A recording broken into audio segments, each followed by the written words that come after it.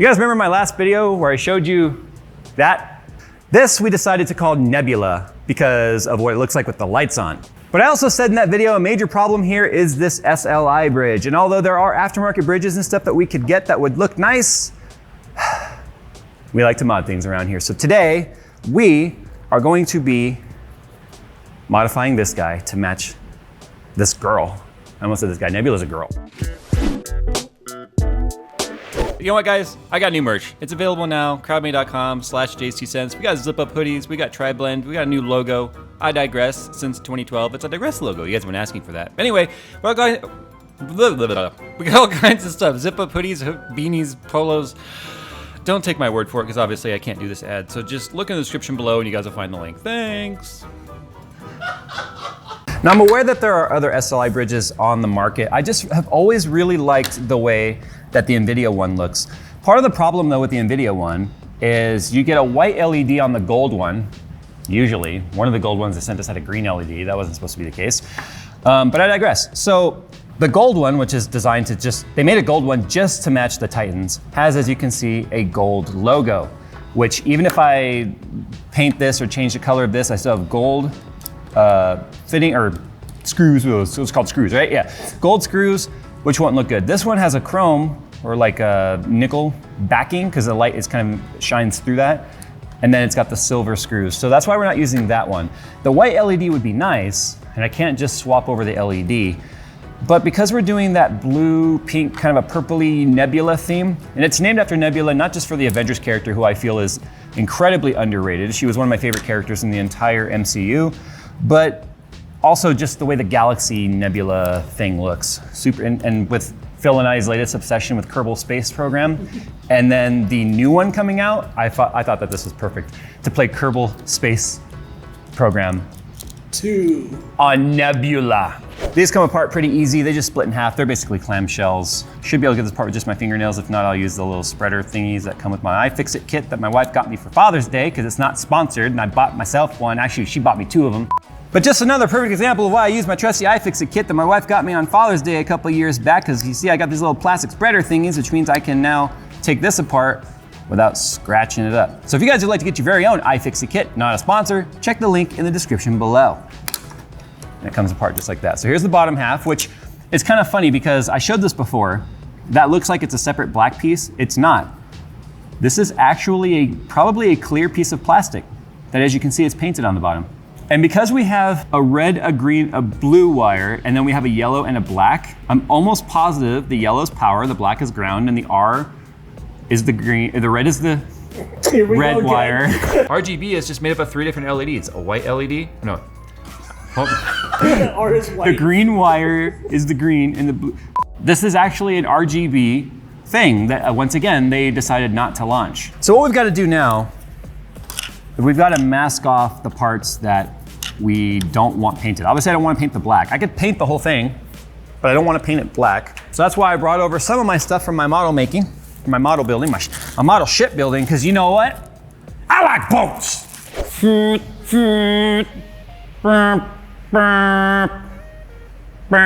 ding. General quarters. Actually, it's a German boat, so it's choosing guns. So this isn't really a tutorial. I don't want you guys to think of it as such. I like making these videos to sort of give you ideas, to sort of inspire, I guess, and come up with your own techniques or whatever. This is literally just as if I were working on one of my models. And I'm currently working on a 200 scale Missouri for 9 months now. This tape though that I am using, this is by Tamiya, and it's a super fine, very crisp edge. It's designed for masking, obviously, just like this. And what it's gonna allow me to do is get a real crisp line when I do trace it out with my X-Acto knife. So I'm not gonna worry about masking off the black on the bottom. You're not gonna see it because it's like that. But the black here I did mask off also to the see-through window because we don't want this to all be, I want the two-tone. But the other thing we have to do is we have to sand this down. Although it's already really smooth, it's got that plastic texture. So we're gonna be doing a light 2000 grit sanding on it just to make it a little bit smoother, because the effect that we're going for here requires it to be smooth. And I'll show you exactly what we're gonna be going for here. Now, as a little fun fact, a little fun note, when I'm doing like weathering on boats and stuff, because you have this high ridge, you can also make things look weathered this way by sanding down on the edges and making the edges all dark. See that? So it's starting to look like kind of an aged. It's kind of funny because the paint on here is so thin and because the underlying plastic is black, when you sand all the high spots or the edges, it starts to look like something from Borderlands with that, what'd you call it? Cell shaded? Cell shaded, yeah, that's what it looks like. So if you were looking for that effect, well, you're welcome. So here's what I've done. I just sanded it down to get the really smooth texture with 2000 grit. It's ridiculously smooth because that's what we want. We don't want the kind of a, what's the bead blasted texture is what it kind of looked like before. I didn't go ham on the bottom because again, you don't see it, just to try and make it as uniform as possible. I did do the edges because that's where they mate together. So I want them to look consistent. I want there to be a texture change between the two. But now you might be going, okay, Jay, now you're gonna take out the Rhino can and just, no, actually, we're not doing that. So a follower of mine on Twitter with the handle of Craft Computing, it's also a website, craftcomputing.net, you guys can go check it out if you feel like, he gave me this suggestion.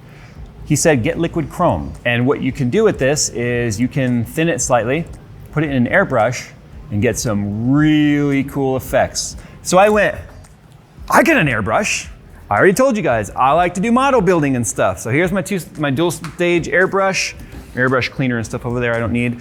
So what we gotta do now before we start using this stuff, and in fact, I kinda wanna show you what it looks like real quick, because this is, just to give you an idea, boop. See, it looks just like liquid metal, but I'm also not gonna just hook up my compressor and put my spray gun together and start spraying. I've gotta build a little spray booth, because I care about overspray. And even if I'm only running like 20 PSI in that spray gun, or my airbrush, the fumes will get everywhere. I've inhaled enough fumes over the last couple of weeks. I don't feel like inhaling more. What? I do now things. You could spend $100 on buying a spray booth, or you can just build your own like I do at home. Ah! All right, so here we go. Here is my homemade spray booth. We've got double filters here because these filters I got are like the cheapest ones that Lowe's had. It was like $3 for the pair. It tells you how cheap it is. So I doubled them up just to make sure I wasn't getting stuff through the filters and through my fan, although this fan has tons of paint on it from previous projects. But to give you an idea, you see how it sucks it in? There's a good example right there, right? See how it's stuck? So, what we can do now is go ahead and get our airbrush set up with our liquid chrome. I've never used this stuff. Fortunately, I brought all of my cleaning supplies because the last thing I want is that stuff hardening up inside of my airbrush, which is not a cheap one. Trust me, when you start airbrushing, it's kind of like a black hole where you get sucked in and you're like, ooh, I want a nicer one. Dual action, yeah. The other thing I have to do real quick too is I've got to come up with something to stick these on so I can handle it and turn it around. Normally you just use like a bit of like, knead eraser, which I think I might have some more actually. You'd stick like knead eraser on there and you put it on the end of a bottle and then you can turn the whole part as you're painting it and stuff. You don't want to be all handling it, obviously. All right, so I've decided I'm just gonna go ahead and go for it. Do the bottom first. I'm gonna go ahead and go for it and just go to lunch and let it dry and see how it turns out.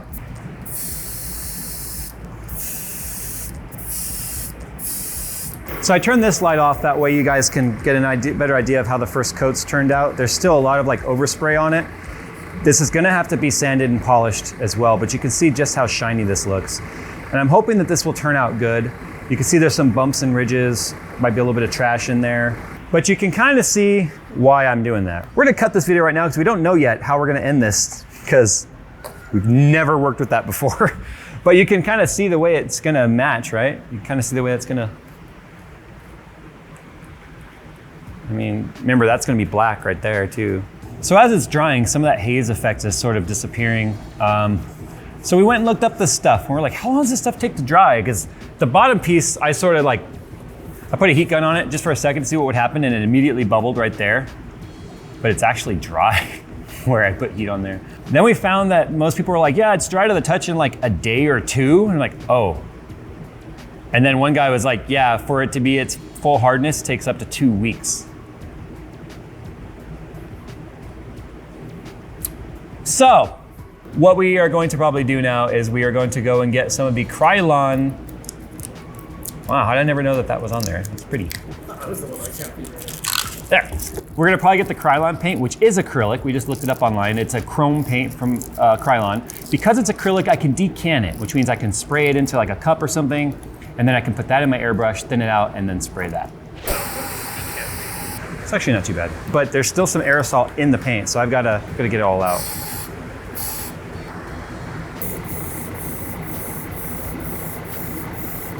Well, I'm painting one of the gold ones, so I kind of want to see how it turns out.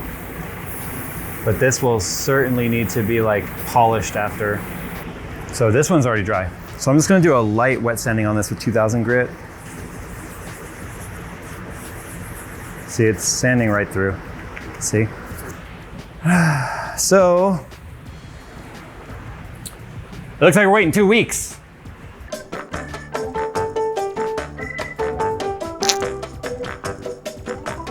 So that's the one I screwed up, obviously, but this one, man, is that one looking good.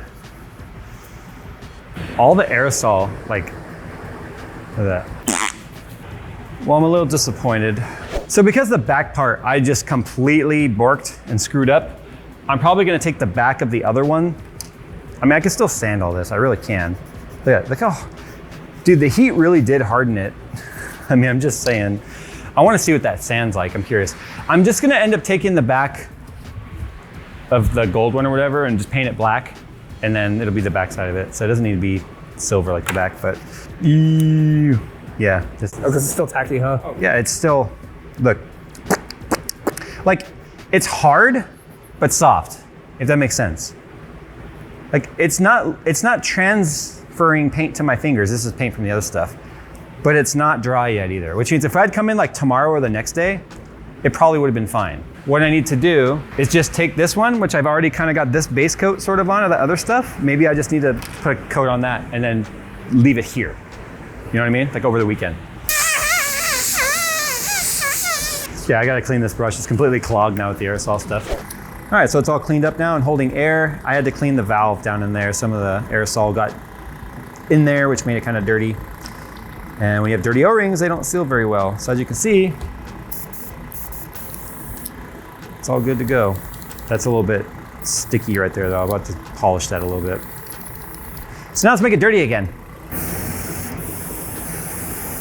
Sometimes the best things are worth waiting for.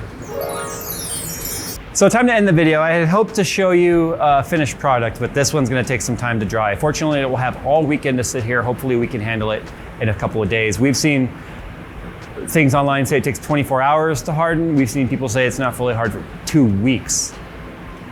So I don't know, I guess we'll come back and visit this on Monday. I won't make a video about it. You guys will just see it in the next actual update part of that. So this one didn't go as planned, as sometimes it happens. That's all the time it happens, what am I kidding? Do you guys know of any Chrome NVLink bridges? Please tweet me and put comments down below of Chrome SLI bridges so I don't have to do this. All right guys, we'll see you in the next one. Time to clean this guy again. You have no control over this at all. Not even when you're playing Control.